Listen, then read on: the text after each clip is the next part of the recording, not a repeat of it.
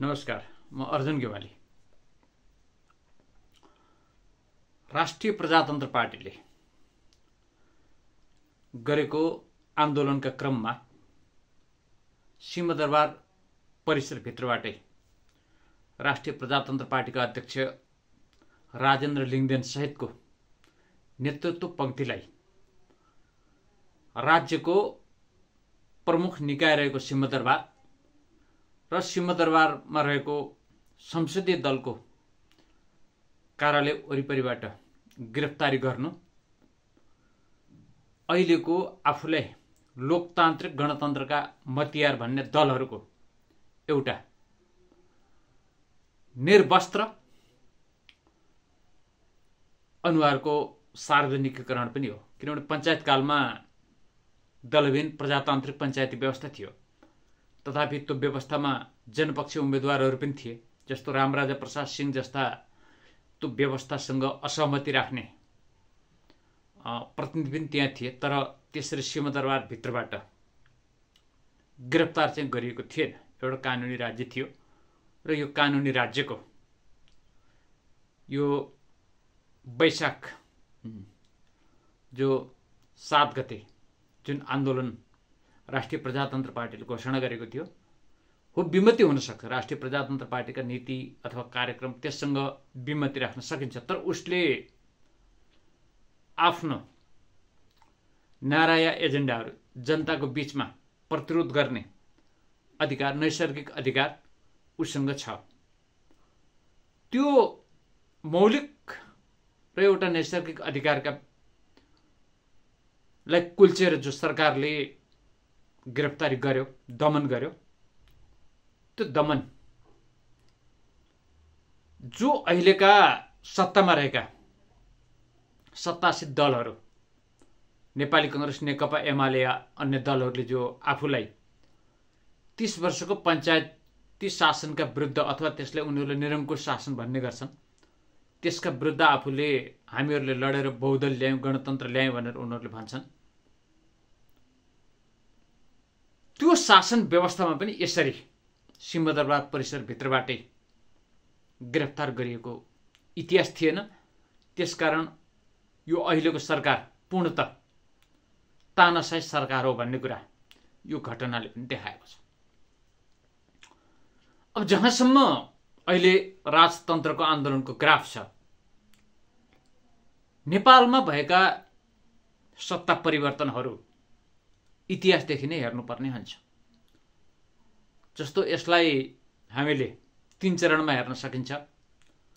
पहिलो चरण भारतमा ब्रिटिसहरूको शासन रहेको अवस्थामा, अर्थात् संसारभरि ब्रिटिस साम्राज्य अहिलेको अमेरिकी साम्राज्यवाद जस्तै उसको प्रभाव र प्रभुत्व रहेको अवस्थामा, जुन समयमा भारतमा ब्रिटिस साम्राज्यको शासन थियो, जुन ब्रिटिस साम्राज्यसँग लडेर पृथ्वीनारायण शाहले नेपाल पुनः एकीकरण गर्नुभयो पृथ्वी पथको मार्ग अनुरूप, र कृत्य सुगौली सन्धि र कोत पर्व, जङ्गबहादुर राणाको विक्रम सम्वत 1903 को कोत पर्व,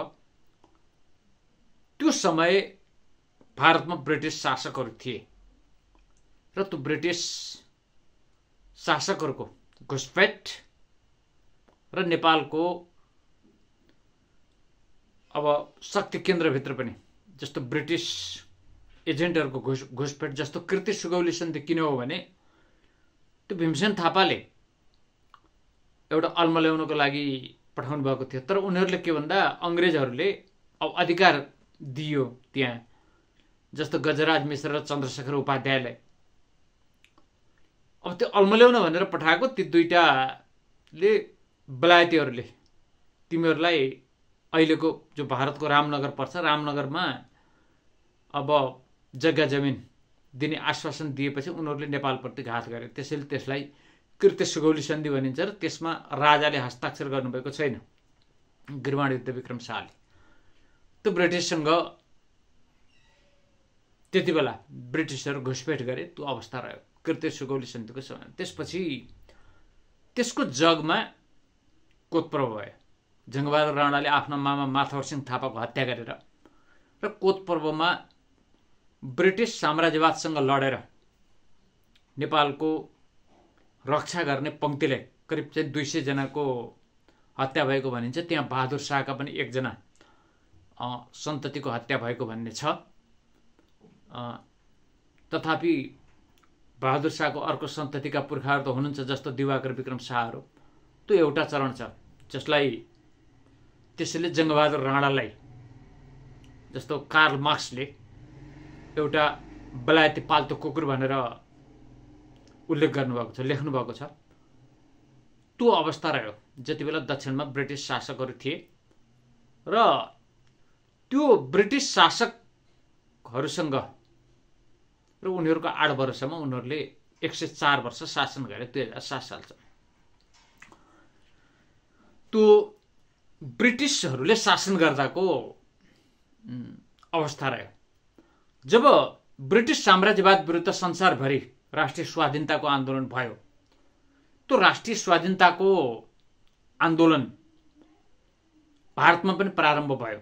जस्तो आन्दोलन चाहिँ सुभाष चन्द्र बोसहरूले प्रारम्भ गर्नुभयो, तर त्यो आन्दोलनलाई कब्जा ब्रिटिसहरूले आफ्नै कठपुतली महात्मा गान्धी र जवाहरलाल नेहरू तयार गरे र त्यो आन्दोलनलाई कब्जा गरेर अब भारतमा पनि बेलायतीहरूले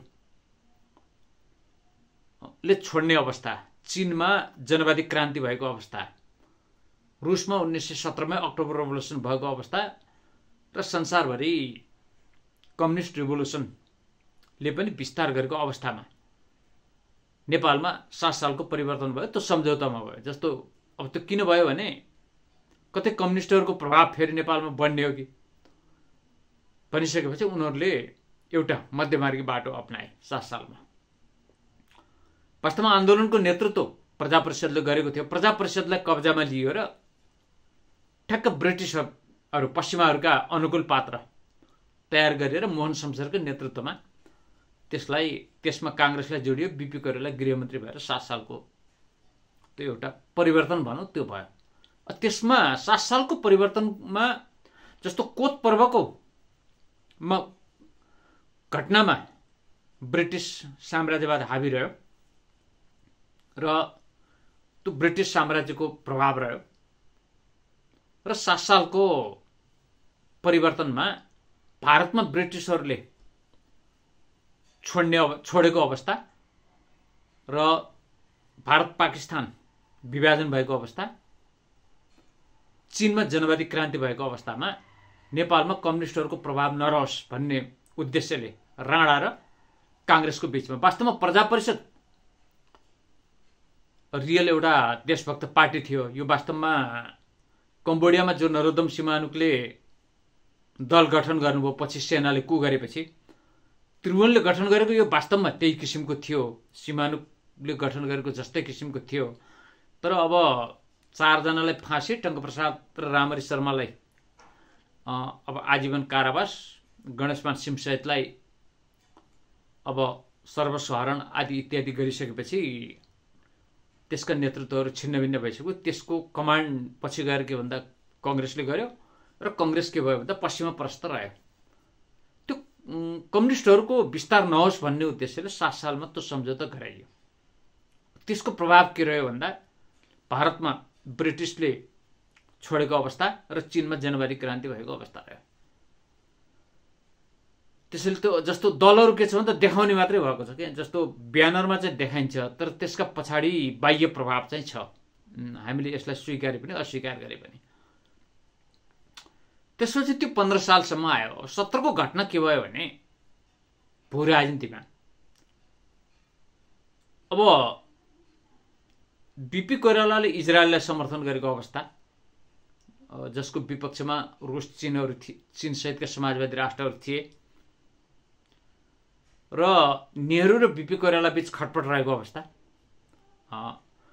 किनभने भारतमा कङ्ग्रेसको प्रतिस्पर्धी सोशलिस्ट पार्टी थियो र नेपालमा सोशलिस्ट पार्टीका सहयोगी, अब किनभने सोशलिस्ट पार्टीको संस्थापक बीपी हुनुभयो 36 जना मध्ये,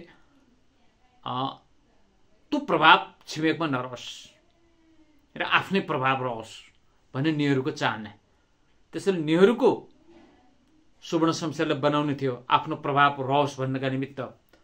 सुवर्ण शमशेरलाई बनाउँदाखेरि त्यसमा भारतको प्रभाव अनुरूप बढी प्रभावित हुने हुनाले राजा महेन्द्रले बीचको बाटो अपनाउनु भयो र पञ्चायती व्यवस्था लागू गर्नुभयो। 17को कदम त्यो भू राजनीतिक परिस्थितिमा भयो।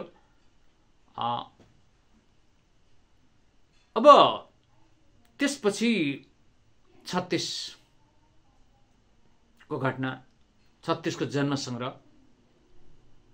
भारतमा इन्दिरा गान्धीले सङ्कटकाल लगाएको अवस्था, सोसलिस्टसँग जोडिएको हुनाले बीपीलाई नियन्त्रण घेरा तोकिदिएको अवस्था, अब पाकिस्तानमा सैनिक शासन, सैनिकले शासन लियो र जुल्फिकार अली भट्टोलाई फाँसी दिएको अवस्थामा 36को जन्म संग्रह भयो। त्यो पनि क्षेत्रीय भू राजनीतिसँग जोडियो।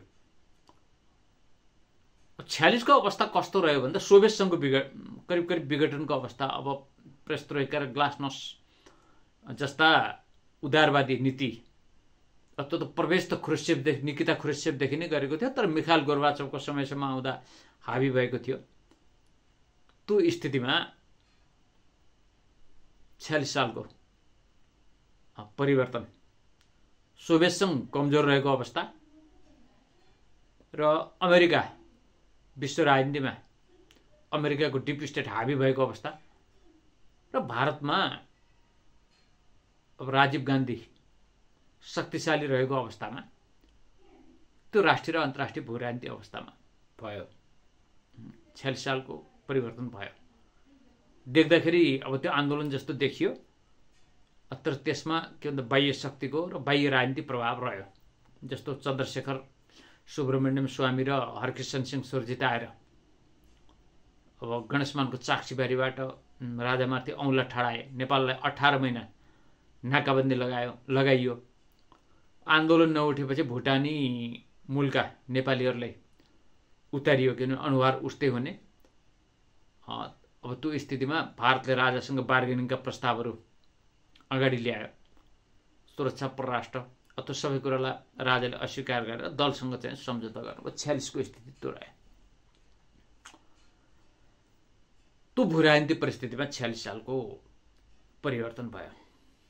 अब 58 जेठ 19को के रह्यो भन्दा जो दोस्रो विश्वयुद्धपछि संसारमा दुईटा ध्रुव थिए, समाजवादी ध्रुव र उदारवादी, आफूले उदारवादी प्रजातान्त्रिक ध्रुव भन्ने अमेरिका थियो। सोभियत सङ्घको विघटन भएको अवस्था र त्यो अवस्थामा अमेरिकी साम्राज्यवादको एकल ध्रुव र सोभियत सङ्घको विघटनपछि भारत पनि अब अमेरिकीहरूकै केन्द्रबाट चलायमान भइरहेको अवस्था। त्यति बेला डिप स्टेट पावरफुल शक्तिशाली रह्यो। जस्तो केजिबीले निर्माण गरेको 1968मा निर्माण गरेको र भित्र सिआईले आफ्नो प्रभाव विस्तार गर्यो र अब नेपालमा जस्तो सिक्किममा जस्तो अथवा काश्मीरमा जस्तो अन्यत्र जस्तो सम्भव नरहेपछि 46 सालपछि सेनाभित्र एकदमै घुसपेट बढायो अमेरिकनहरूले, इन्डियनहरूले, र त्यो सेनालाई हात लिएर उनीहरूले 58 जेठ 19को हार्डको गरे र 64 जेठ 15को सफ्टको पनि त्यो स्थितिमा भयो। त्यसले देख्दा अब केही मान्छेहरू उत्रिए सडकमा, 50,000, 60,000, लाख मान्छेहरू पनि उत्रिए भनौँ। यहाँ अब काठमाडौँमा के हुन्छ भन्दा 1 लाख जस्तो टुँडी खेलको क्षमता 30,000 हो जम्मै। टुँडी खेल भरियो भने यहाँ 5 लाख मान्छे उपस्थित भयो भनिन्छ होइन। अब त्यसको क्षमता त जम्मा 30,000 हो। ल वरिपरि अथवा बाटो सबै ढाक्दा पनि 30 दुना 60 नै हजार होला नि त। त्यति भयो भने त 5 लाख भन्छ यहाँ त। अनि त्यो छ क्षमताको आधारमा भन्दा पनि हामीले के भन्दा अब जार्गनको आधारमा यहाँको मिडियाले त्यो किसिमले प्रोपागन्डा गरिदिन्छ हैन। किनभने हाम्रो मिडिया त एउटा जार्गन मिडिया हो। त्यो परिवर्तन भयो हैन। अब 62-63 को पनि त्यही किसिमले भयो। त्यस्तो अब बाहिर देख्दा यो अब यसरी देखिन्छ, तर यसका पछाडि भू राजनीति र क्षेत्रीय राजनीतिको प्रभाव चाहिँ के भन्दा काहीँ न काहीँ जोडिएको देखिन्छ। र हरेक नेपालका राजनीतिक परिवर्तनमा सँगसँगै वैदेशिक हस्तक्षेप हरेक परिवर्तनमा भित्रिएको छ। वैदेशिक हस्तक्षेप भित्रिएको छ। वैदेशिक हस्तक्षेपलाई अलिकति बढ्न नदिएको 17 सालकै राजा महेन्द्रको कदम हो। किनभने उहाँले एउटा बीचको मार्ग अपनाएर त्यो वैदेशिक हस्तक्षेपलाई न्यूनीकरण गरेर नेपाललाई एउटा असंलग्न राष्ट्रको रूपमा चाहिँ उहाँले चाहिँ उभ्याउनु भयो। र अहिलेसम्म मौजुदा रहेको नेपाल, अहिलेको मौजुदा नेपाल त्यो जगमा रहेको अहिलेको अवस्था हो। त्यसैले जस्तो 62-63 को त्यत्रो मुभमेन्ट भयो, तपाईहरुलाई कति याद छ? माधव नेपालको सरकार बन्यो, जुन सरकारको पालामा नेपालमा ऐन हटाइयो र माधव नेपालको सरकारका विरुद्ध त्यति बेला को माओवादीले, अब माओवादी त्यति बेला शक्तिशाली थियो, किन माओवादीको पोजिसन त्यो अवस्थामा निकै शक्तिशाली पोजिसन थियो। कटवाल प्रकरणपछि प्रचण्डले राजीनामा दिएपछि सरकार अदल बदल हुने क्रममा माधव नेपालको सरकार बन्यो। त्यसैले त्यो सरकारको विरुद्ध करिब माओवादीले त्यति बेला लाखौं मान्छेहरू काठमाडौँ उतार्यो, किन माओवादीको चारमा थियो। उनीहरूले चर्को रूपमा आए। जस्तो प्रचण्डले त कटवाल प्रकरणमा त उनले अब वार्ता दिल्लीसँगै भने बानेश्वरको विशाल सभालाई उनले सम्बोधन गर्ने क्रममा आम हडताल गर्यो, लाखौं मान्छेहरू काठमाडौँमा उत्रियो माओवादी। तर अब टसमस त माधव नेपालको सरकार त भएन। प्रचण्डले त्यति बेला भन्दै हिँड्नुभयो मैले 20 रुपैयाँ रहेछु भने त्यत्रो तपाईको राजा फाले भन्नेले त्यत्रो हप्ता 10 दिन काठमाडौँमा आम हडताल गर्दा पनि, त्यत्रो मान्छे उतार्दा पनि माधव नेपाल हटाउन त सक्नु भएन हैन। जस्तो कटवाललाई त हटाउन त सक्नु भएन हैन। पनि त्यसको चाबी त अन्यत्र रहेछ नि त हैन। त्यो चाबी त नेपालमा त रहेछ। सम्भवतः एकपटक बाबुरामजी पनि बोल्नु भएको थियो, अब के भन्दा सत्ताको चाबी त अन्यत्र रहेछ, हामीसँग रहेनछ भनेर फ्याट्ट यस्तै कुन प्रसङ्गमा बोल्नु भएको छ हैन। अब किनभने उहाँ पनि सबैभन्दा बढी विदेशीले प्रयोग गरेको एउटा पात्र मध्येको हो। त्यसैले सडकमा देखिएको जनसमर अथवा उपस्थिति एउटा पार्ट रह्यो, त्यो केही नै होइन भन्ने कुरा होइन। फेरि देखाउने त चाहियो, किनभने प्रत्यक्ष आउने त होइन। तर त्यसका पछाडि कुनै न कुनै भू राजनीति र क्षेत्रीय राजनीतिको सम्मेलनका क्रममा नै परिवर्तन हुने गरेको छ। त्यसैले अहिलेको तपाईको के भन्दा राजतन्त्र पुनर्स्थापना आन्दोलनको पनि हामीले जतिसुकै तितो लागे पनि हैन, हामीले जतिसुकै विषयवस्तुलाई आफ्नो कोणबाट व्याख्या र विश्लेषण गरे पनि बदलिँदो भू राजनीति र क्षेत्रीय राजनीतिसँग जोडिन्छ नि हैन। अब यदि अहिलेको व्यवस्थाप्रति अथवा अहिलेका राजनीतिक दलहरूले बोकेका एजेन्डाप्रति अहिलेको बदलिँदो विश्व राजनीतिका शक्तिहरू र क्षेत्रीय राजनीतिका शक्तिहरू त्यो विषयमा उनीहरूको असहमति छ र विकल्पको रूपमा नेपालको अस्थिरता छिमेकको लागि पनि बाधक हुने र त्यसलाई अब एउटा टुङ्गेमा पुर्याउनका निमित्त र एउटा स्थिर हुँदाखेरि दुवै छिमेकीलाई पनि सहज भन्ने कोणबाट व्यवस्थापन गर्न खोजिएको हो भने यो संख्याको कुरा धेरै ठुलो कुरा होइन। किन उपस्थिति अब अहिले आन्दोलनका क्रममा भएको उपस्थिति नै काफी छ। त्यसैले राष्ट्रिय प्रजातन्त्र पार्टीको आन्दोलनलाई यो जोड र कोणबाट हेर्नुपर्ने हुन्छ। यो जोड र कोणबाट चाहे राष्ट्रिय प्रजातन्त्र पार्टीले गरेको आन्दोलन होस् अथवा राजतन्त्र पुनर्स्थापना आन्दोलन संयोजन समितिले गरेको आन्दोलनको ग्राफ होस्, यो ग्राफलाई यो जोड र कोणबाट हेर्दाखेरि हुन्छ हैन। त्यसैले हामीले हेर्ने भनेको एउटा कोणबाट मात्र हेर्यौं भने, जस्तो यहाँ अहिले धेरैले के चाहिँ भन्ने गरेका छन् भने मान्छे सबै जम्मा गरेर सडक ठप्प गरेपछि त्यसले चाहिँ एउटा उलटपुलट ल्याउँछ भन्ने छ। त्यस्तो सडक ठप्प गरेर उलटपुलट ल्याउने भए त माओवादीले माधव नेपालको सरकार त्यति बेला फाल्न नसकेको इतिहास त तपाईँ हामीले हेरेकै छौँ। किनभने लाखौँ मान्छेले हप्ता 10 दिन काठमाडौँमा आम हडतालमा अब तपाईँको मेसमा खाना खाएर त्यो हडतालमा भाग लिँदा पनि टसमस चाहिँ तपाईँको चाहिँ पाएन। किनभने त्यसका पछाडि अब आन्तरिक रूपमा सेना र बाह्य रूपमा भारत र अमेरिकनहरूको के भन्दा बल थियो, एकदम प्रष्ट रूपमा त्यो। त्यसैले अब राजतन्त्रको अहिलेको ग्राफ अथवा राज संस्थाको पुनर्स्थापनाको ग्राफ जो उठिरहेको छ, त्यो बदलिदो भूराजनीति र बदलिदो क्षेत्रीय परिवेशले त्यो चाहना राखेको हो भने अब अहिले देखिएको राजतन्त्रको ग्राफ नै काफी छ। यदि अब बदलिदो विश्व भूराजनीतिसँग राजतन्त्रको उठेको ग्राफले सन्तुलन अथवा त्यससँग जोडिन सकेको छैन अथवा बदलिदो क्षेत्रीय राजनीतिसँग जोडिन सकेको छैन भने अब आन्दोलनहरू के हुन्छन् भन्दा त्यो माधव नेपालको विरुद्धमा माओवादीले गरे जस्तो हुन्छ।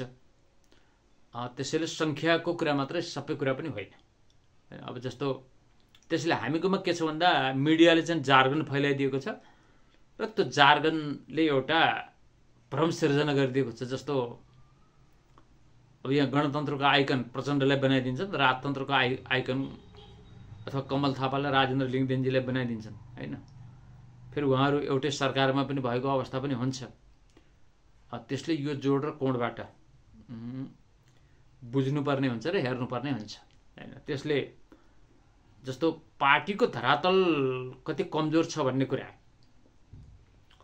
सिंहदरबार परिसरबाट, किनभने संसदको एउटा चौथो होइन 5वटा पार्टी हो अहिलेको गणनामा नेपालको के भन्दा अहिलेको संसदमा रहेको 5औं ठुलो पार्टी हो राप्रपा भनेको। अब राजतन्त्र उसको नारा हो। अब किनभने चुनावी गठबन्धनमा त उक्त पार्टीसँग दुवै पार्टीले गठबन्धन गरेका छन्। पहिला निर्वाचन जितेन, परिणाम आएन त एउटा कुरा हो।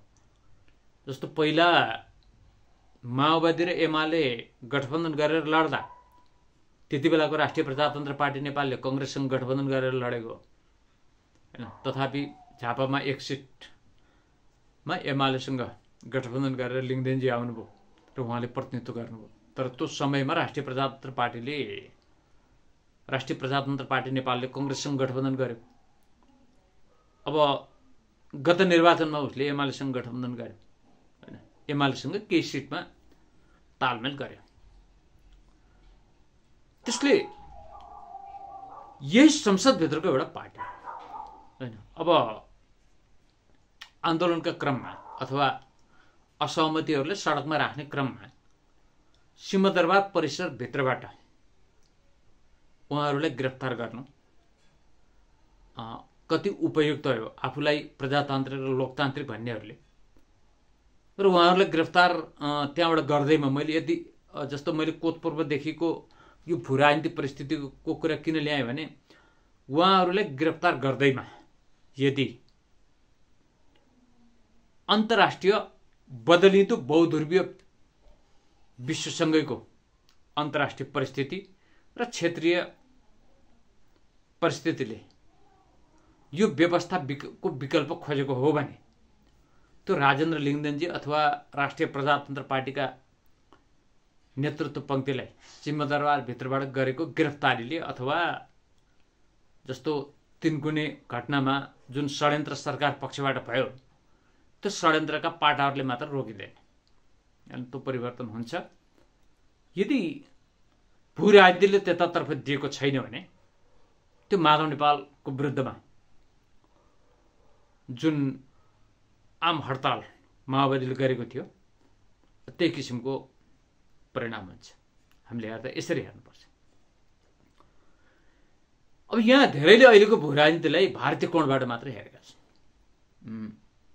तर उहाँ भारतीय कोणबाट हेर्नेहरूले के कुरा हेक्का राख्न सक्नुभएको छैन भने अब भनिन्छ यो कति सत्य हो। अब म हावाको भरमा त बोल्नु भएन।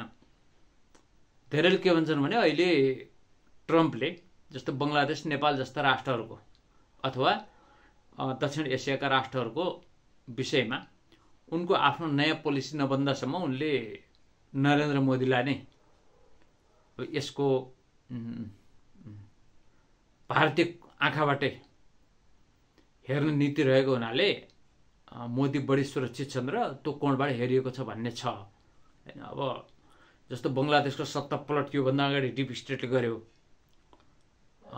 अब त्यसमा पनि भारतीय आँखाबाटै बङ्गलादेशलाई पनि भारतीय आँखाबाटै अहिलेको ट्रम्प पोलिसी चाहिँ त्यो छ भन्ने एक थरी छन्। त्यो अब त्यो हो होइन, त्यो अर्को कुरा हो, अर्को पार्ट रह्यो।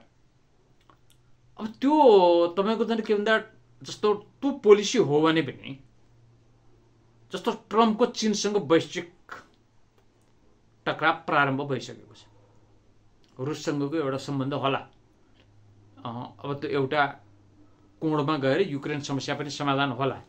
तर चीनसँगको जो वैश्विक टकराव अहिलेको अमेरिकी राष्ट्रपति ट्रम्पको जो बढेको छ, त्यो वैश्विक टकरावको भू राजनीतिक प्रभाव अब एसियाली मुलुकहरूमा त पर्छ, चीन वरिपरिका राष्ट्रहरूमा त पर्छ हैन, र त्यो प्रभाव नेपालमा पनि पर्छ।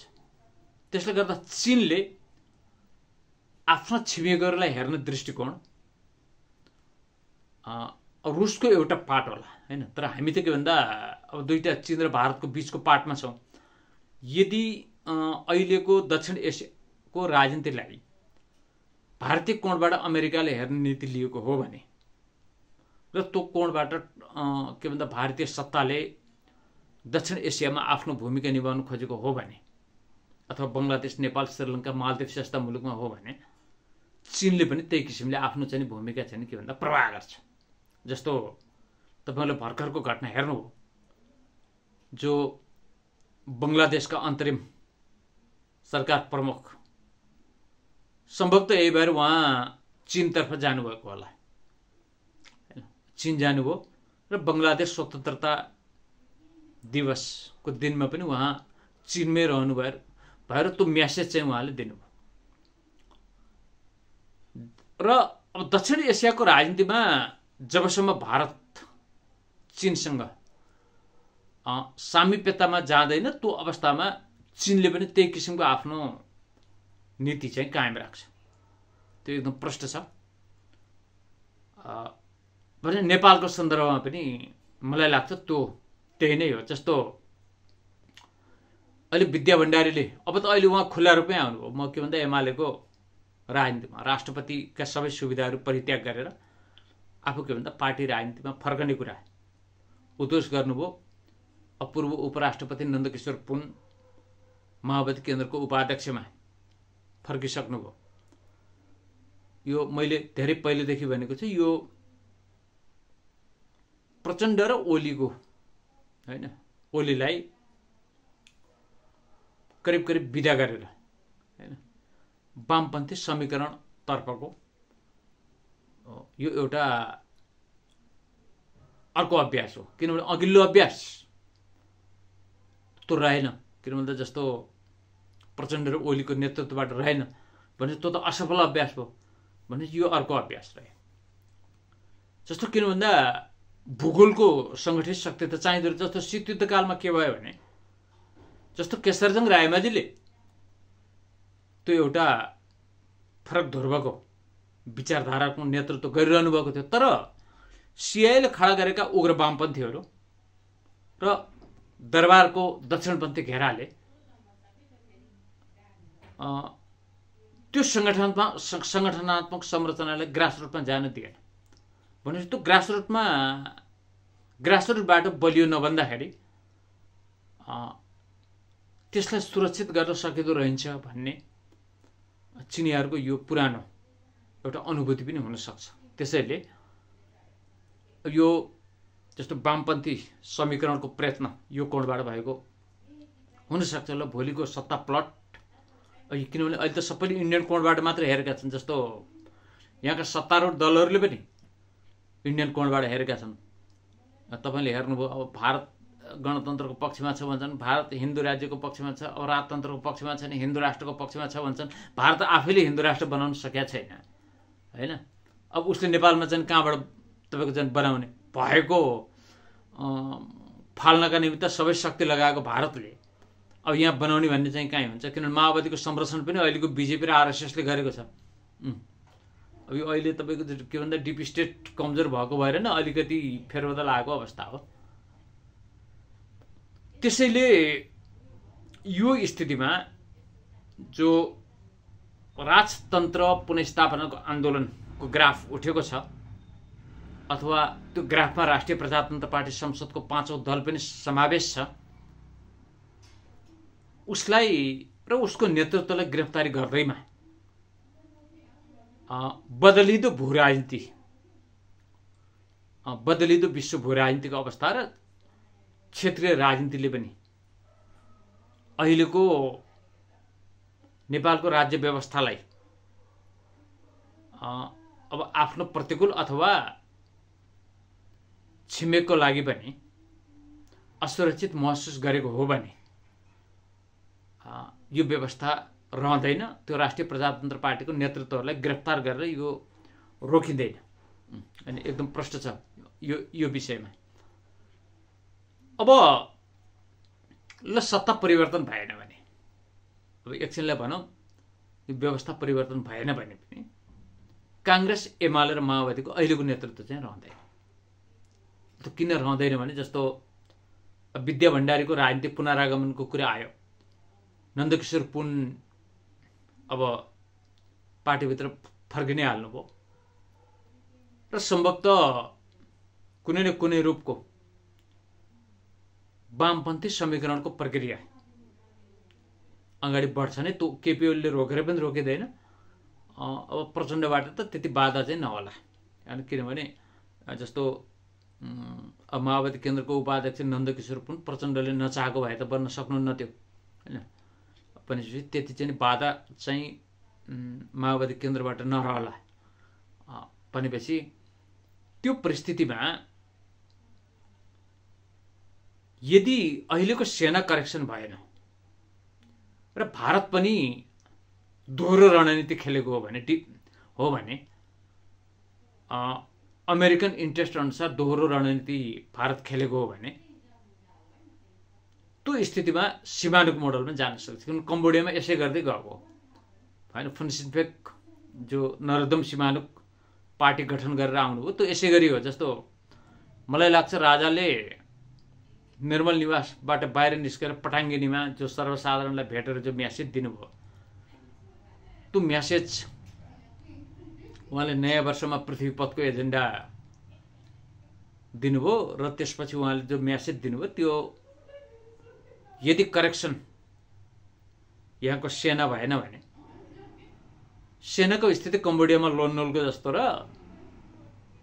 अहिलेका काङ्ग्रेस एमाले अथवा माओवादी, अब जस्तो एमाले माओवादी पंक्ति भनेको त पुनर्गठित भएर ध्रुवीकरण हुने रह्यो।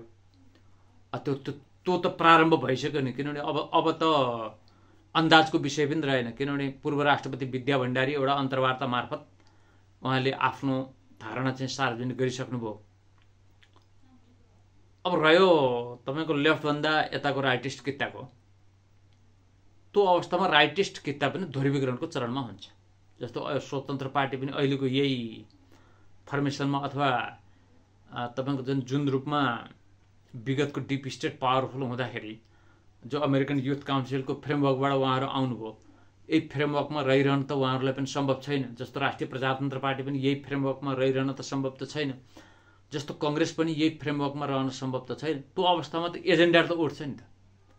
राष्ट्रिय राजनीतिमा त्यो अवस्थामा त एजेन्डा उठ्छ। अनि एजेन्डा उठ्दा त्यो परम्परागत शक्तिको जगको एजेन्डामै रहन्छ। जसरी कम्बोडियामा नरोदम सिमानुक आउनुभयो, त्यति बेला अहिलेको सेनाको अवस्था कम्बोडियाको लोन नोलको जस्तो हुन्छ। त्यसैले धेरै खेल्ने ठाउँ